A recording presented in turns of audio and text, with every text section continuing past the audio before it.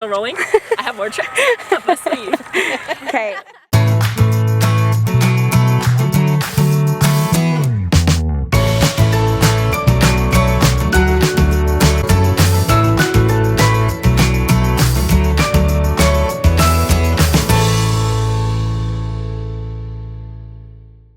One, two, three.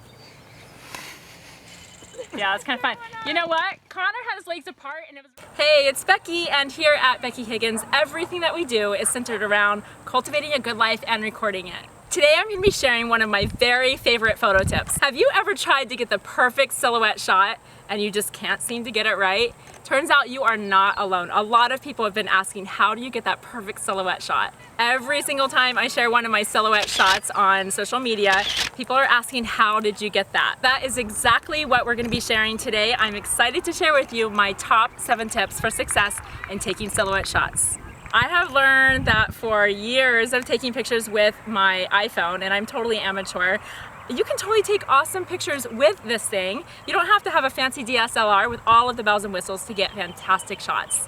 Isn't technology the coolest? These days, all of the pictures I'm taking are 100% right here with my iPhone. After all, the best camera is the one that's on you. In this video, and with these guys, I'm gonna show you my top tips. I'm going to be using my iPhone 6 Plus, but everything I'm sharing with you really applies to pretty much any camera you have. It's worth noting that all of the tips I'm sharing with you do come from my personal experimentation. As with all photography, the important thing is that you practice and experiment and practice some more.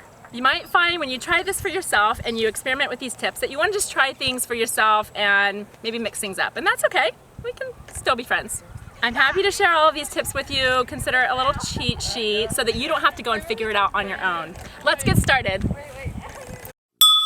Timing is everything. The silhouette effect happens when your subject is in front of the sunlight as opposed to facing it. I prefer for the sun to be just below the horizon, whether it's just going down or just coming up in the morning. Let's be honest, I'm hardly ever up when the sun is coming up, so dusk for the win. Because timing is everything and the earth is revolving really fast, the window of opportunity is actually quite small, so you gotta work fast. I suggest you get to your spot ahead of time like we did today and then just kind of wait until the sun is just perfect.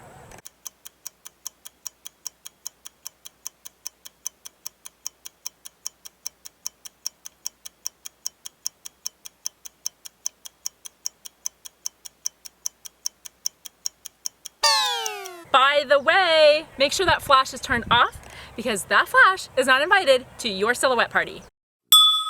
In order to capture your subject's full body, it's definitely helpful if the subject is higher than you, like on a hill like this, or put another way, you might need to get lower than your subject. Squat if needed. When it comes to framing and composing your shot, you want to play with your options. For example, you can frame it so that you've got the ground really high in your frame, or if you kind of angle up, you can see that the horizon is really low in the frame. Also, you want to play around and see if you like it best with your subjects centered in the frame, or you can even try off-centered. Just play around with your options. Sometimes you don't know what's going to work out best, so just keep shooting and then you can review the pictures later and find the perfect shot.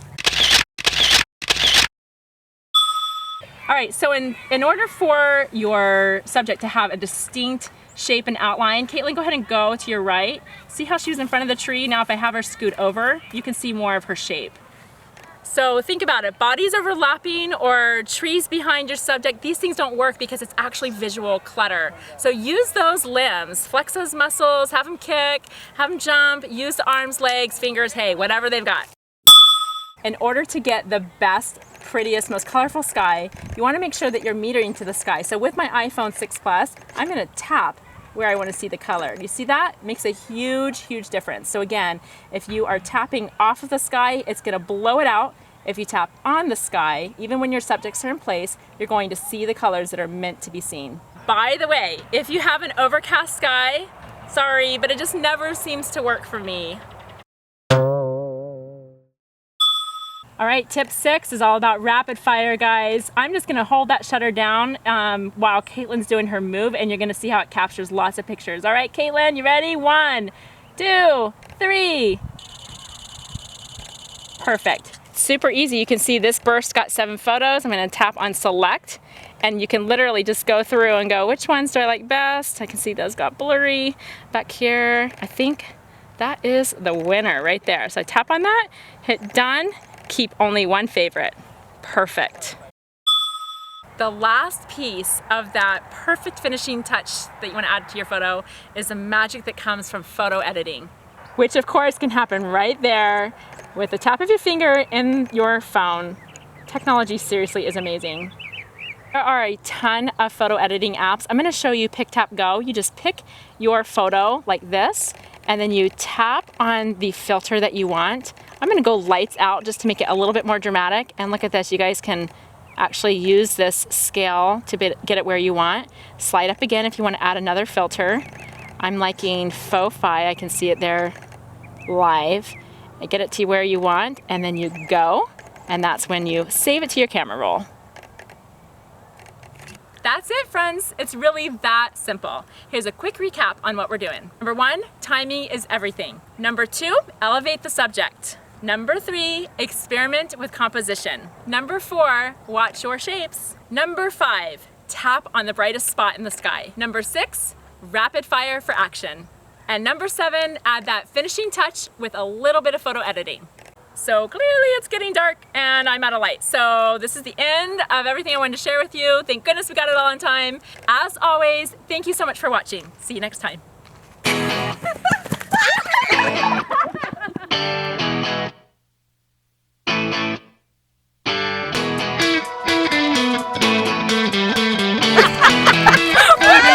What if I do that? And a wink or a egg.